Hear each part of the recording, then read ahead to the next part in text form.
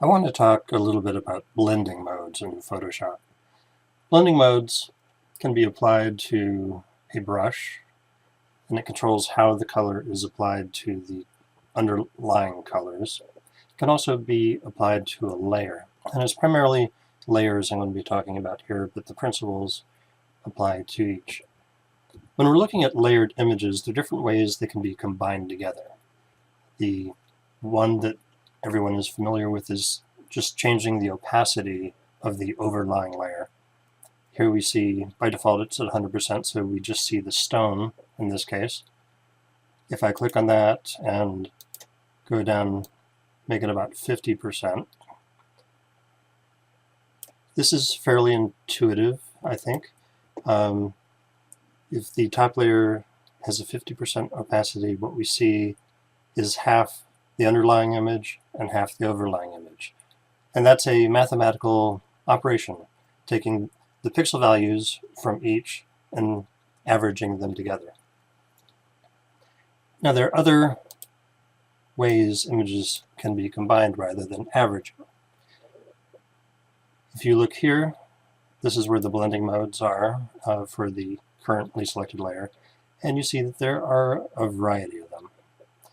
Now I'm going to select multiply to discuss, and here we see a different effect. Notice that where the underlying image was white, multiplying the stones did not change the appearance of the stones at all. They just show up complete, unchanged in terms of their values. But you see the different tones of the stones affecting the colors of the underlying image. So let's take a look at what's going on here. I'll go ahead and switch this out. Okay, here I just have a plain white background.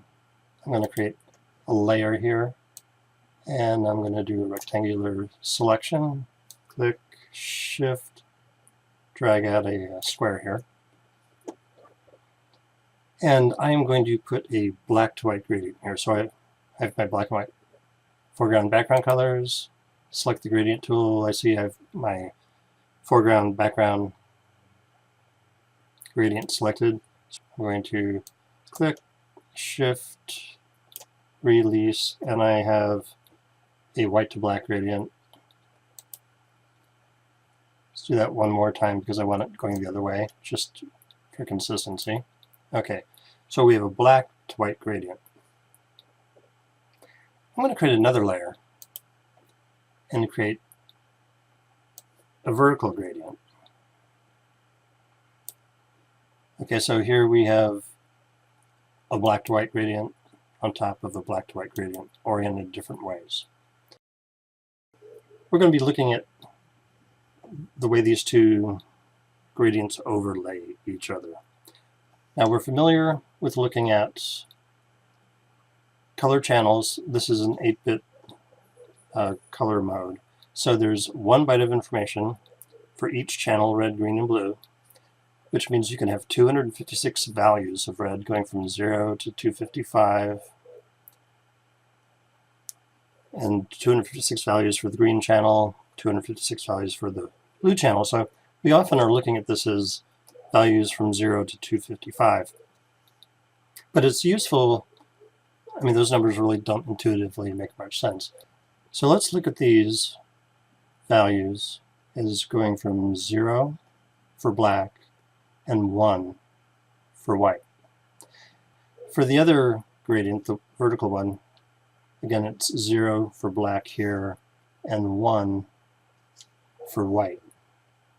Now this may seem a little odd, like why you're thinking of this range of values from 0 to 1, but we actually talk this way a lot, except we have a special language for this. If we think of this as the brightness or luminance, 0, basically we're just saying, okay, 0% luminance, and up here 100% luminance. And if you remember your basic math, 100% basically means 100 divided by 100, which is just 1. Okay, so in here we would have like a 50% gray value. Okay, now when we superimpose these over each other and we do the averaging, let's make that 50%. Okay, here we see zeros on this edge, on the underlying, averaged with the vertical gradient. So again, black to white here, black to white this way. So 0 averaged with 0 is 0. 1 averaged with 1 is 0. 50% gray averaged with 50% gray is going to be 50% gray. And that's true for everything along this line. In fact, if you look at along this line, you see a black to gray to white gradient. And if you look along this diagonal, you see that this is all middle gray. Okay, so let's look at a different blending mode.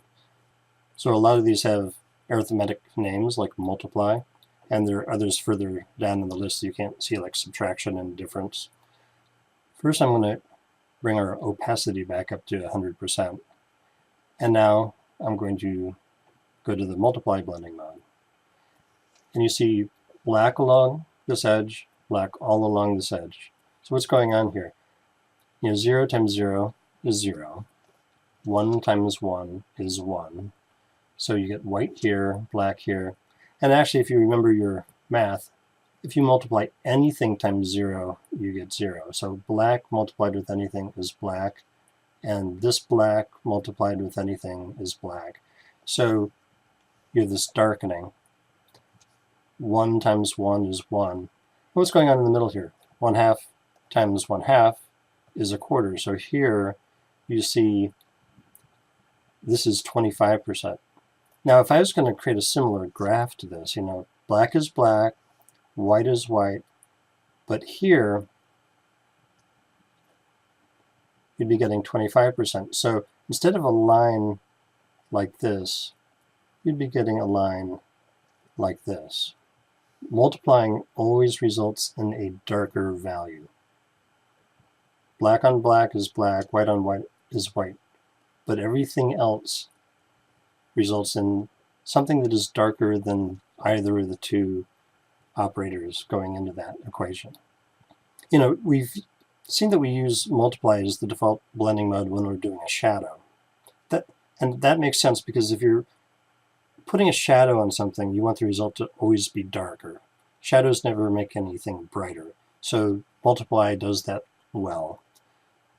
We've also used the screen blending mode. Now with the screen blending mode, we use that for highlights and things, where we're adding lights like we did in the additive color study, and it always becomes brighter. White on white, you never get brighter than 100%, but black on black is black, white on white is white. But here you end up with 50% gray on 50% gray, creating like a 75% gray. So the curve for the screen blending mode is basically a reflection of the multiply blending mode. You always get a lighter result. When one of the layers is white, no matter what you combine it with, the result is white. So when this layer is white, you combine it with anything and you get white. Only black on black gives you black. Everything else is some shade. So if we look along this edge, we see the unchanged gradient from black to middle gray to white, and along this edge, black, middle gray, white. Just like when we were in multiply mode, this top edge where you're multiplying by 1 gives you black, middle gray, white, and along this edge, black, middle gray, white. And then everything goes to black on these edges. So understanding the mathematics behind things can help you anticipate what's going to happen with different blending modes, but very often you just want to try things out. Now there's an easy way to actually go through all of the blending modes, is you can go in here and you can select the blending modes. Here I'm just at normal, and I have the top layer selected, and I'm just going to use the down arrow, and it goes through the different ones. So here's darken, where it selects the darker pixel in either image. Here's multiply, color burn, linear burn, darker color. Now, the way the blending modes are grouped together is that all the ones that tend to darken the image are in a group at the top. Then you get into a group where everything makes a brighter image. So we have lighten, screen, color dodge, linear dodge, lighter color, overlay. Now, overlay is in the next set of blending modes, and it's an interesting one in that it's basically a combination of multiply and screen. If we hide the top layer and look at the underlying layer, we have the darker than 50% pixels on the left, the lighter than 50% pixels on the right. And what overlay does is it multiplies the top image on this half and screens the top image on this half. So on the right side, you have the brightening, and on the left side, you have the darkening. And this can be a very effective way to combine images together. Okay, again, I've got overlay selected, down arrow, and this I found tends to work better in Windows than it does on the Mac for some reason. Here's soft light, hard light, vivid light, linear light. So you can go through these. Hard mix, that's a very dramatic one. Difference, again, that is a kind of mathematical operation where you see black on black is black, white on white is black. It's where there's a difference between them where you get the lighter color. So a different way of looking at things. Now if you want to read a description of these, you can go to Help, Photoshop Online Help, and go to the user guide. I think I have it open here. Yeah. So in the Photoshop user guide, you can search for blending modes, or here I just went into layer options and selected blending modes from the list. And then you have blending mode descriptions, and here they give you a description of what darken, multiply, color burn, lighten, what all these do. Okay, so if you're looking for a particular kind of effect, you can go in and read the descriptions and see if one of those fits. Or, again, you can just try them out. Now, we've been working with these gradients, which might give you an understanding of what's happening, but that's not the kind of images you're typically working with. Because we've talked about light and dark, but there are some blending modes that are specifically about color. Here I have a stone texture and melon head, which has more color and has a distinct shape, and it's all on a black background. So again, if we looked at averaging these, we'd get pretty much what we expect. If we go into multiply, now know that it's going to create a darker result than either of the two combined together. Now, one of the images is white, and so you darken it to the level of the stone, and it looks like the stone is unchanged. If we looked at screen, that white background is going to override everything, so the white background is going to appear white, and the different brightnesses of the stone is added to the colors within the face here, always resulting in brighter colors. Now, if we go down the list farther, you'll see some blending modes that are specifically about color. And since my list is off your screen, I'm just going to go down here to the very bottom.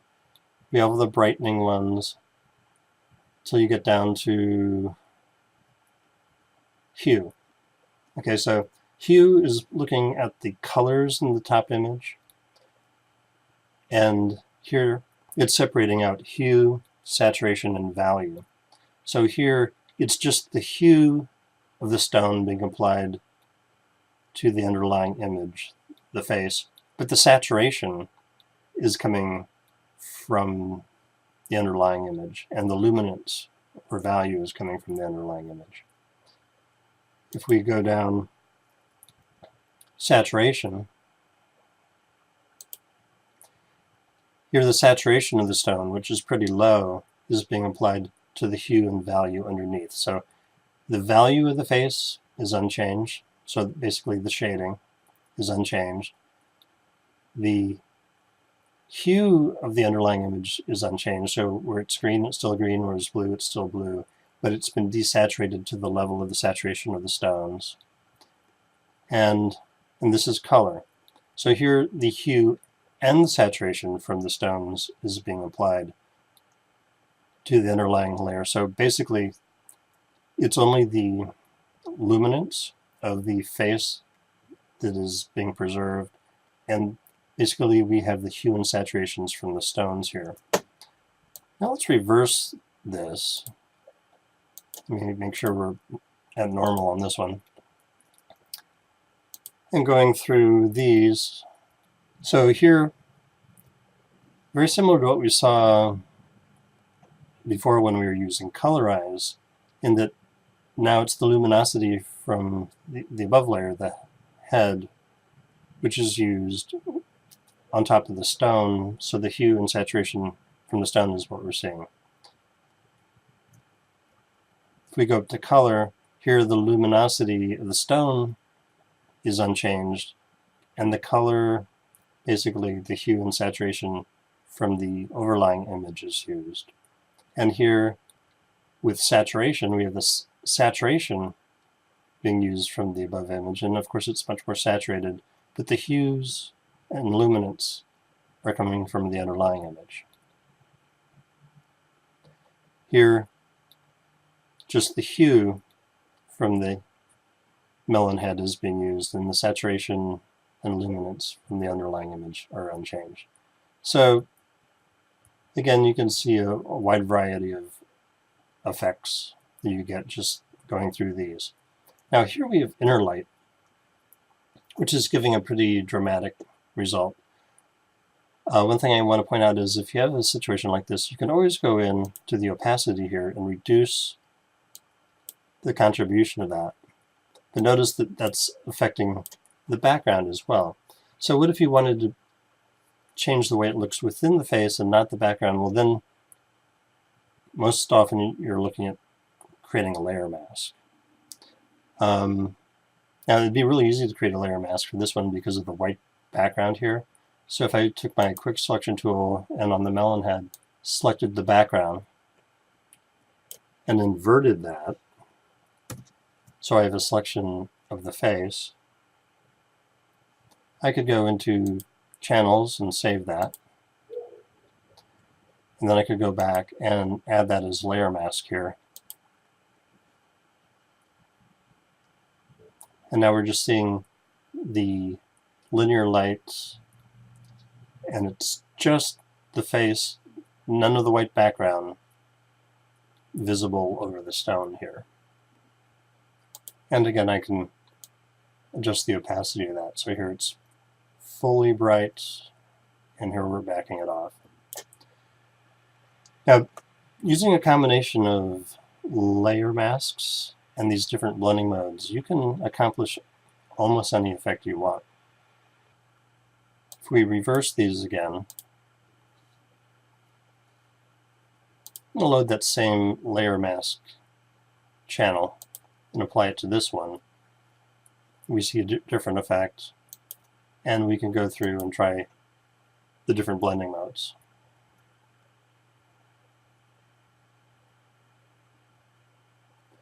And here we have overlay, which often gives interesting results, and it's only being applied